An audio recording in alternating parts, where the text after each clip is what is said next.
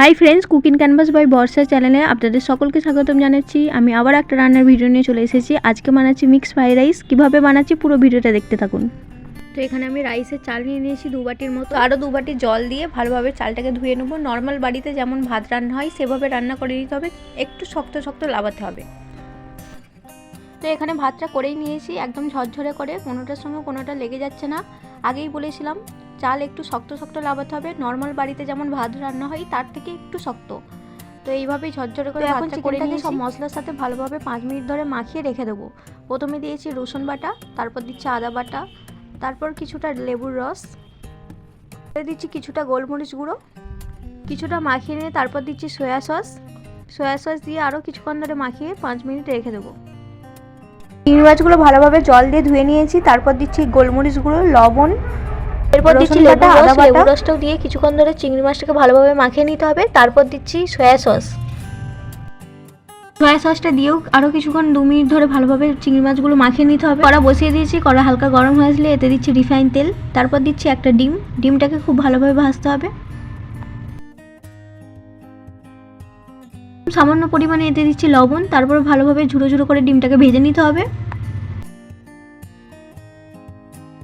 তো এখানে প্রায় ভালোভাবে ডিমটাকে ঝুড়ো ঝুড়ো করে ভেজে নিয়েছি, এরপর নামিয়ে নেব। তো এখন কড়া থেকে ডিমটা নামিয়ে নিয়েছি, তারপরে ওই কড়াতেই দিচ্ছি কিছুটা রিফাইন তেলটা গরম হওয়া পর্যন্ত প্রায় গরম হয়ে গিয়েছে। এরপর দিচ্ছি রসুন কুচি, তারপর দিচ্ছি আদা কুচি। রসুন আর আদাটার কাঁচা গন্ধ চলে যাওয়ার জন্য ভালোভাবে ভাজতে হবে। এখন ভালোভাবে ভেজে নিয়েছি, তারপর দিচ্ছি পেঁয়াজ কুচি।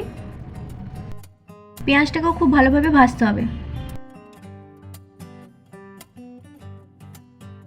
এখানে তেলের সাথে প্রায় পেঁয়াজটাকে খুব ভালোভাবে ভেজে নিয়েছি, তারপর দিচ্ছি কেটে রাখা বিন কড়াই, এরপর দিচ্ছি গাজর কুচি, তারপর দিচ্ছি লঙ্কা কুচি।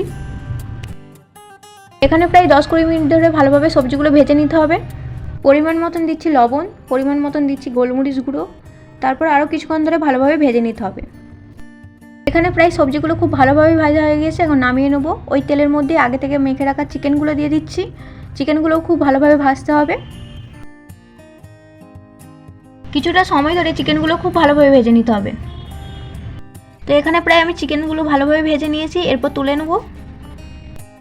ওই তেলেতেই এখন চিংড়ি মাছগুলো দিয়ে দিচ্ছি। আগে থেকে মেখে রাখা মশলার সাথে চিংড়ি মাছগুলো ভালোভাবে ভেজে নিতে হবে, প্রায় 10 মিনিট ধরে ভেজে নিচ্ছি।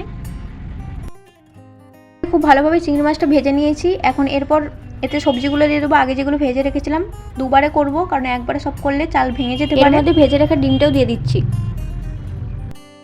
তো এখানে প্রায় সব সবজি, ডিম আর মাংসটা খুব ভালোভাবে মিশিয়ে নিচ্ছি। এখানে সব মিশিয়ে নিয়েছি, এরপর ভাতগুলো অল্প অল্প করে এর উপর দিয়ে দেবো। এখানে প্রায় আমি অল্প অল্প করে ভাত দিয়েছি, একসাথে অনেক ভাত দিইনি কারণ ভাতটা ভেঙে যেতে পারে।